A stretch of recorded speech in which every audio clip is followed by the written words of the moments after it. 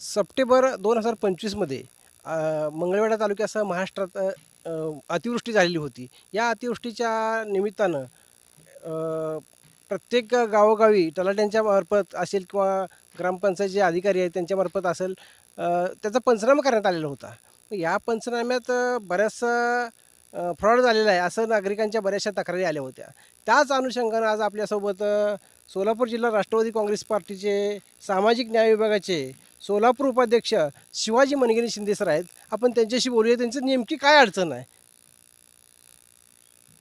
अगोदर तुमचं नाव सांगा. शिवाजी मनगिनी शिंदे, बरं, आता तुमचं पद सांगा.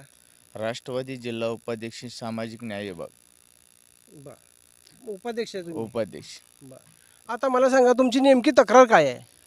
नेमकी तक्रार म्हणजे आता कसं आहे माहिती आहे का, ॲक्च्युली शेतात बागच नाही आणि बाग नसताना त्याच्यावर वारंवार फोटो काढून प्रत्येक शेतकऱ्यांना अनुदान मिळवून दिलं तलाठी मॅडमनं.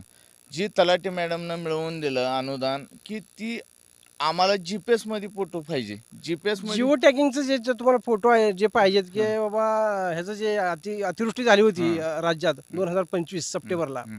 तर त्याच्या संदर्भात तुम्हाला जिओ टॅगिंगचे फोटोच्या संदर्भात तुम्ही माहिती मागितली होती. हां, माहिती मागवल्यानंतर मला एक फोन आला की बाबा कोंडाडे मॅडम फुलजयंतीची तलाठी मॅडम आहेत हं. की तू परत मला जरा फोन केला तर तुझ्यावर गुन्हा दाखल करेन मी आणि गुन्हा दाखल करून तुला आत तुरुंगात पाठवेन. आणि मी हो मॅडम ठीक आहे म्हणून मी स्वतःहून मी स्वतःहून त्यांच्यावर NCR दाखल केला आहे, गुन्हा दाखल केला आहे. आणि गुन्हा दाखल करत असताना मी स्वतःहून बोरेगिड्डे साहेबांना बोललो आहे. गिड्डे साहेब काय तपास करते ते आपण त्यांना वेळ दिलेला आहे आणि त्यांनी योग्य तपास नाही केला तर आपण स्वतःहून SP साहेबांना भेटणार आहे.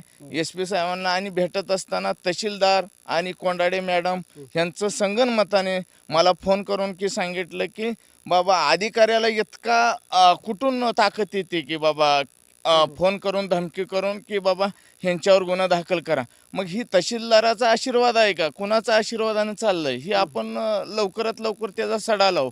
आणि माझ्याबरोबर NDMGचे यथाळ खरबडे माझ्याबरोबर आहेत. आणि जी वैभव गीते साहेबांना मी आज एक सांगतो की चॅनेल पुढं की वैभव गीते साहेब, माझ्या जीवाला जरा घातपात झाला तर तुमच्या हातात ही केस यावं एवढी विनंती करतो. माझ्या घातपात होऊ शकतो का माहिती आहे तुम्हाला कुणाकडून घातपाताची ही आहे, भीती आहे? मला आता तहसीलदार साहेब आणि तलाठी मॅडम आणि ह्या जी कोट्यावधी रुपये ह्यांच्याकडे संपत्ती आहे तहसीलदार या घोटाळ्यात गुंतलेले बरेचसे बडे मासे बडे मासे जे आहेत त्यांच्याकडे कोट्यावधीची संपत्ती आहे. आज मी राष्ट्रवादीचा जिल्हा उपाध्यक्ष सामाजिक न्याय विभाग आज 2 व्हीलरवर फिरतोय आणि 2 व्हीलर फिरत असताना माझ्या टिपरनं उडवण्याची धमकी आणि तुला पोत्यात घालून नदीत टाकून देईन अशा धमकी येत आहेत मला. आणि माझ्या जीवाला घातपात झाला तर वैभव गीते, यथाळ खरबडे साहेब यांनी केस चालवावी आणि माझ्या कुटुंबाला न्याय द्यावा. आणि घातपात झाला आणि संपत्तीची चौकशी तहसीलदार पूर्ण संपत्तीची त्याची आज संपत्ती किती आहे, जमीन किती आहे, खात्याला पैसे किती आहेत ह्याची सुद्धा चौकशी झाली पाहिजे.